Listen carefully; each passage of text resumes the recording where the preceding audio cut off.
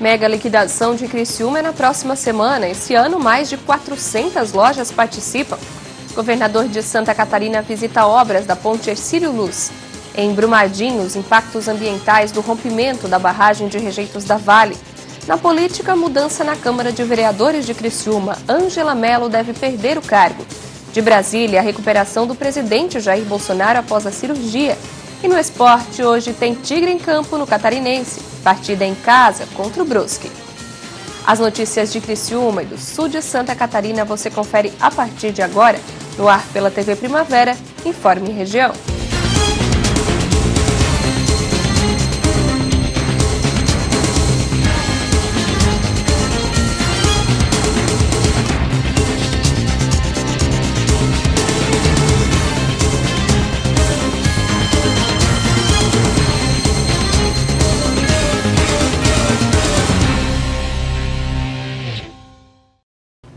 Quarta-feira, 30 de janeiro de 2019, para você que acompanha a TV Primavera, uma boa noite. A mega liquidação de Criciúma é na próxima semana. Esse ano, o número de adesões dos lojistas superou as expectativas. O prazo para que os lojistas aderissem à mega liquidação já encerrou. Neste ano, o evento tem novidades, entre elas a inserção de segmentos que antes não participavam. As inscrições agora estão encerradas da Mega, né? A gente teve 410 lojas, sendo mais ou menos uns 50 bares e restaurantes. E a gente tem algumas peculiaridades, né? Tem um detetive, tem um laboratório, tem as redes de supermercados. Então, esse ano está bem diversificada a nossa Mega. Tem bastante gente que normalmente não entrava e esse ano vai contemplar, né? E esse ano teve recorde de adesões. Segundo a presidente da CDL de Criciúma, o ano em que mais lojas participaram foram pouco mais de 300. A justificativa para tantas lojas participantes é que esse ano mais segmentos fazem parte da promoção. Com esse novo incremento de pessoas, de lojas, de serviços principalmente, a gente teve um aumento bem legal esse ano de adesões. A presidente da Câmara de Dirigentes Lojistas reforça que a cidade toda tem a ganhar com a mega liquidação e não só as lojas participantes. Com certeza, porque na verdade é um movimento, né? A gente está tentando atrair o maior número de pessoas, tanto da nossa cidade quanto da região, para Criciúma. Por isso que é importante ter os bares, os restaurantes, shoppings, todo mundo que aderiu vai poder, a cidade vai se vestir de mega, as pessoas vão olhar, opa, mas eu vim a Criciúma, mas de repente um posto de gasolina não entrou na Mega, mas ele também vai ser contemplado, porque a pessoa vai botar gasolina. E isso a cidade toda ganha, né? E a cidade vai mesmo se vestir de Mega. As lojas e estabelecimentos participantes estarão identificados e decorados para a promoção. Isso, a ideia é que as pessoas retirem, até lembrando, né, que as lojas que participaram, que fizeram sua adesão, passem na CDL para retirar o seu kit. E aproveitem não só as bandeirinhas da Mega, mas que incrementem alguma coisa, porque a gente sabe que dá diferença, né? Quando tu passa numa loja que está com uma vitrine diferente, chamativa, sei lá, com balões, com faixas, além das bandeirinhas da Mega, opa, essa tem alguma coisa de interessante, vou dar uma olhada, né? E os lojistas também vão estar preparados para atender o público. Para isso, a CDL prepara um workshop voltado a lojas e estabelecimentos que vão participar da Mega. O encontro acontece nesta quinta-feira, às 7 horas da noite, na SIC. A gente vai ter um workshop, né, como vender mais e melhor na Mega, a partir das 7 horas da noite. Quem fez a sua inscrição na Mega, sua adesão, sabe que já tem já deu o nome na CDL, né, já deu o nome dos seus colaboradores que podem ir. E a gente espera fazer uma noite muito animada para todo mundo sair de lá muito entusiasmado para vender bastante, porque é importante, a gente sabe que é uma semana bem puxada, uma semana de movimento para os nossos colaboradores, eles trabalham bastante, então eles precisam de um gás, uma motivação, né? Se você quiser aproveitar a mega liquidação, anota aí. O evento é na próxima semana e vai contar com muitos descontos. Isso a gente não tem esse poder de polícia, vamos dizer, mas a gente incentiva o nosso lojista, o nosso empresário, que ele dê realmente um desconto, porque o consumidor é inteligente, ele sabe quando o desconto é bom. E a gente vai estar de 4 a 9, né? No horário, o centro, vão estar em horário comercial. E aí depois a gente tem os bares e restaurantes que vão estar nos horários da noite, claro. E os shoppings também, né? Então dá para vir para Criciúma, dá para vir para o centro, para os bairros, dá para ir para toda a cidade que vai ter bastantes promoções. O governador Carlos Moisés visitou ontem as obras da Ponte Hercílio Luz, em Florianópolis. Antes de caminhar pelos andaimes em sua primeira visita às obras de restauração da Ponte Hercílio Luz, o governador participou de uma reunião com engenheiros da empresa portuguesa Teixeira Duarte, responsável pelos trabalhos, e com o engenheiro do DEINFRA, responsável pela reforma. A visita foi acompanhada ainda pelo secretário estadual de Infraestrutura. A finalidade foi ele conhecer a obra, entender todo o processo e, vendo de perto, poder avaliar realmente aquelas informações que são prestadas como assessoria. Então é fundamental a presença dele aqui nesse sentido, de, quando receber as informações, entender por que está se levando determinado dado a ele. A gente vem aqui acompanhar o andamento das obras, conversar com a empresa portuguesa que está executando as obras, está fazendo o monitoramento da ponte, e também dar celeridade aos nossos processos dentro do Poder Público Estadual para a contratação dos itens que ainda precisam para a conclusão da obra. Uma obra de importância extrema para os catarinenses e com certeza será um monumento à visitação, fomento ao turismo de Santa Catarina e também servirá para a nossa mobilidade urbana. Em relação aos desafios da obra a curto prazo, o governador salientou que está em andamento um processo de dispensa de licitação para contratar a mesma empresa portuguesa para refazer a estrutura que suporta a ponte enquanto o serviço de restauração ocorre. Nós estamos num processo de dispensa de licitação para recontratar a estrutura que dá suporte a essa ponte, que não está tracionada atualmente, né? Ela é uma ponte pense, uma ponte que é tracionada com elos, e hoje ela não tem esse serviço, então ela está sendo estruturada com um suporte que não faz parte do conjunto da ponte. Esse suporte, que tinha uma validade de 5 anos, ele já perdeu a sua validade, apresenta corrosão, precisa ser substituído. Então, é uma estrutura que vai ter que ser substituída para que dê continuidade ao vão central, que é o vão principal dos serviços que ainda demandam ser executados na obra. O secretário de Infraestrutura comentou os próximos passos da obra. Desafio primeiro, nós conseguimos liberar o processo de licitação para o reforço das estruturas, ele está bem adiantado, nós temos trabalhado firme nisso. Já está no pacto para aprovação, né, um conselho que aprova esse processo, porque a fonte financiadora da obra. E superada essa etapa, que se Deus quiser a gente supera essa semana, entregamos a ordem de serviço para a empresa para fazer o reforço dessa estrutura de apoio e a partir daí é trabalhar. Eu acredito que não há mais outro óbice que realmente vá comprometer o andamento da obra, né? As desapropriações já acabaram. Outros problemas de ordem ambiental e de patrimônio histórico já estão também equacionados, estão sendo acompanhados direitinho. Então acredito que agora trabalhando a gente conclui essa ponte até o final do ano. O governador disse ainda que está otimista com a possibilidade de finalizar a restauração até dezembro. Bom, nós temos muita esperança de entregar esse ano ainda aos catarinenses e ao Brasil, né, essa obra que é um patrimônio histórico do nosso estado. A lama da barragem que se rompeu em Brumadinho, Minas Gerais, deve causar um grande impacto ambiental. Segundo especialistas, os rejeitos são altamente tóxicos. A preocupação agora é que a lama possa chegar ao Rio São Francisco e contamine a água que abastece vários estados. O minério de ferro é a matéria-prima da fabricação do aço. Ele é encontrado na natureza em formato de rochas, como essa aqui, que o geólogo do Instituto de Geociências da USP mostra. O minério de ferro da região, que é chamada quadrilátero ferrífero, porque tem muita quantidade de ferro, é uma formação bandada de ferro, que tem um termo em inglês que é Banded Iron Formation, e é muito chamado pela sigla BIF, né? BIF. E ela consiste em alternância de hematita, que é o minério, com sílica, um material igual ao vidro. E esse minério aqui não pode ir assim para o alto forno, que a utilização do minério de ferro é para a produção de aço. Então esse material é moído e tem um processo de beneficiamento que separa o que é minério, que é hematita, desse que não é o minério, que é a sílica. É um processo de flotação, eles formam uma espuma, essa sílica fica nessa espuma, que é o rejeito, e ela é retirada e colocada nos tanques de rejeito, as barragens de rejeito. É uma produção de muita quantidade de material. Só para ter uma ideia, uma mina só, às vezes, produz por volta de 500 toneladas por hora. O ferro extraído se transforma nas pelotilhas, que são essas bolinhas. É nesse formato que ela chega às indústrias.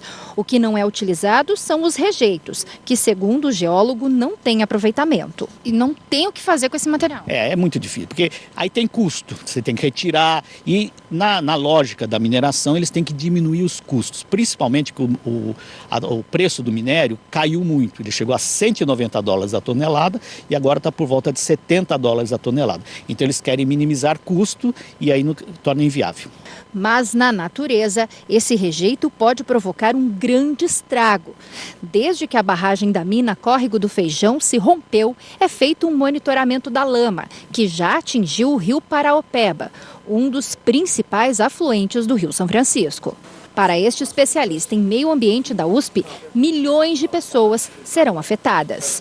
Que muitas pessoas bebem dessa água, animais bebem essa água irriga muitas plantações. Exatamente, quer dizer, não é só todos os aspectos do meio ambiente são afetados, inclusive as pessoas que moram nas cidades que dependem do fornecimento da água. E você, obviamente, não pode utilizar uma água carregada de metais pesados para abastecimento para agricultura, para animais ou para a própria população. Então, o prejuízo é incalculável, é muito, muito grande. De acordo com o ambientalista, não há como reverter o dano e impedir que a lama continue a se deslocar. Nós vamos ver os prejuízos desse desastre ao longo dos próximos 10, 15 anos. O geólogo explica que a barragem de Brumadinho é de terra de alteamento a montante, que é um método mais barato. Mas após a tragédia, começa a ser questionado. O método de construção, que a gente chama de alteamento a montante, é considerado o mais barato. Existem outros métodos muito mais seguros, mas mais caros. Por exemplo, podia fazer uma barragem de concreto, mas aí se inviabiliza o empreendimento e eles querem minimizar custo. A seguir, mudança na Câmara de Vereadores de Criciúma. Ângela Mello deve deixar o cargo.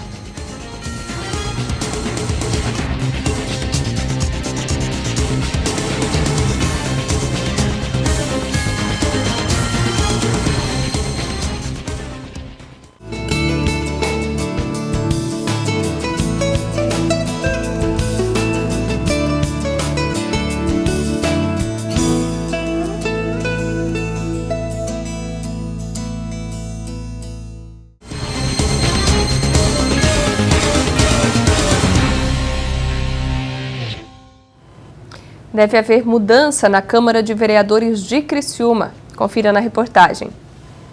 Por unanimidade, o Tribunal Regional Eleitoral, TRE de Santa Catarina, manteve a cassação do mandato da vereadora Ângela Mello, do MDB. Foram 7 votos contra o recurso interposto pela defesa da parlamentar. Os embargos de declaração questionavam uma decisão de novembro de 2018, quando Ângela perdeu o mandato por infidelidade partidária. Ela havia sido eleita pelo PP e depois mudou de partido para o MDB. Os juízes entenderam que não havia motivos para rever a decisão. A Câmara de Vereadores de Criciúma deve ser notificada assim que o acórdão do julgamento desta terça-feira for publicado, o que deve ocorrer nos próximos dias. A ação de infidelidade partidária foi movida pelo Partido Progressista, o PP. A defesa de Ângela Mello vai recorrer da decisão e diz ter uma expectativa positiva sobre o fim do processo. O advogado da vereadora pedirá o efeito suspensivo através de um recurso especial e que deverá ser julgado pelo presidente do TRE, Ricardo Hesler. Caso não tenha sucesso no TRE, o mesmo pedido será encaminhado ao TSE. Ainda conforme a decisão do Tribunal Regional Eleitoral, agora a vaga na Câmara de Vereadores deve ser assumida por Edson do Nascimento, o Paiol, que é suplente pelo PP. O presidente Jair Bolsonaro se recupera bem, segundo o boletim médico, após a cirurgia de retirada da bolsa de colostomia.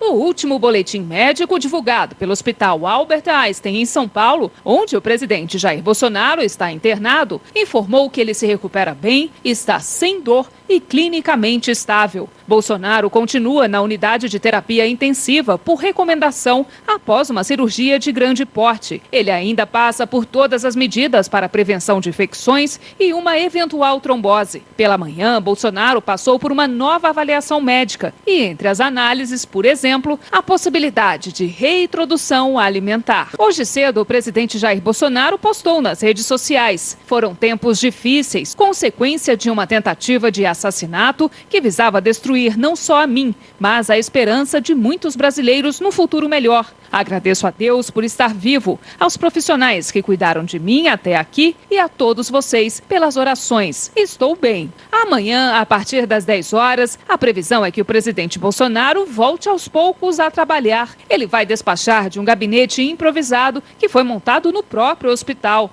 Dessa sala, ele poderá fazer reuniões e até receber ministros. Porém, a recuperação total do presidente deve durar cerca de 10 dias. A partir de amanhã, às 7 horas, o presidente reassume a presidência da República. A despeito de algumas das restrições, ele já se encontrará amanhã em condições. Enquanto Bolsonaro não reassume a presidência, quem fica no cargo é o vice-presidente Hamilton Mourão. Nesta terça-feira, ele comandou mais uma reunião ministerial com a presença dos 22 integrantes do alto escalão do governo. O tema central não poderia ser outro: a segurança das barragens após a tragédia de Brumadinho, em Minas Gerais. Também foram discutidas formas para se colocar em prática 2 resoluções editadas pela Casa Civil e publicadas hoje no Diário Oficial da União. Uma delas recomenda a fiscalização imediata de todas as barragens do país que possuem dano potencial alto à vida humana. E a outra determina a instauração de um comitê para rever a política nacional de segurança de barragens. Uma das imposições é que empresas reavaliem o quanto antes a realocação de espaços como, por exemplo, refeitórios e prédios administrativos, para evitar o que ocorreu em Brumadinho, onde dezenas de pessoas foram atingidas pelo rompimento da barragem. Por aquelas barragens que têm o maior risco de potencial alto no que diz respeito a vidas humanas, e depois, e para e passo, aquelas que são de risco alto, que significa questão estrutural. São 2 classificações. Da mesma maneira, foi solicitado a que os órgãos fiscalizadores analisem a necessidade da retirada, né, daquelas estruturas que são muitas vezes colocadas como haviam sido colocadas lá em Brumadinho, a montante, né, abaixo do barramento. Nós tínhamos lá o refeitório, que informações que nós recebemos há pouco foi localizado na manhã de hoje, e outras instalações. Lorenzoni foi questionado se o governo agiria para trocar a diretoria da mineradora Vale após o desastre. Ele negou a possibilidade e disse que seria uma má sinalização para o mercado. O ministro do Desenvolvimento Regional, Gustavo Canuto, reconheceu que não há condições de fiscalizar todas as barragens existentes no país. Por isso, é necessário priorizar. Hoje no Brasil temos mais de 20 mil barragens cadastradas. Dessas 20 mil barragens cadastradas, 3.386 são classificadas com dano potencial associado alto ou risco alto. Essas são as barragens que a resolução, neste momento, colocou como prioridade para que reforçasse a fiscalização, porque entendemos que essas são o foco inicial, não total, mas precisamos priorizar. Não temos condições de avaliar e fiscalizar todas ao mesmo tempo, então há necessidade que priorizemos. Ricardo Salles, ministro do Meio Ambiente, defendeu que em Brumadinho haja maior rapidez na execução de medidas reparativas, diferente do que aconteceu no desastre em Mariana, em que multas não foram pagas. No caso específico do IBAMA, nós estamos falando de multas no montante de 250 milhões de reais, que conforme a lei prevê, isso é uma disposição legal, parte desta multa, assim como outros tipos de multa aplicado por outros órgãos, parte desta multa pode ser usada na ser convertida na recomposição do dano e em medidas reparatórias. O ministro do Meio Ambiente, Ricardo Salles, tem sido aconselhado nos últimos dias a procurar empresas estrangeiras que adotam técnicas alternativas para o armazenamento de rejeitos resultante da mineração. A recomendação é pela troca do método chamado de alteamento a montante, usado em Minas Gerais, por uma técnica que consiste no armazenamento seco de rejeitos. A seguir o esporte, hoje tem Tigre em campo no Campeonato Catarinense. A partida é contra o Brusque, no Heriberto Wilson.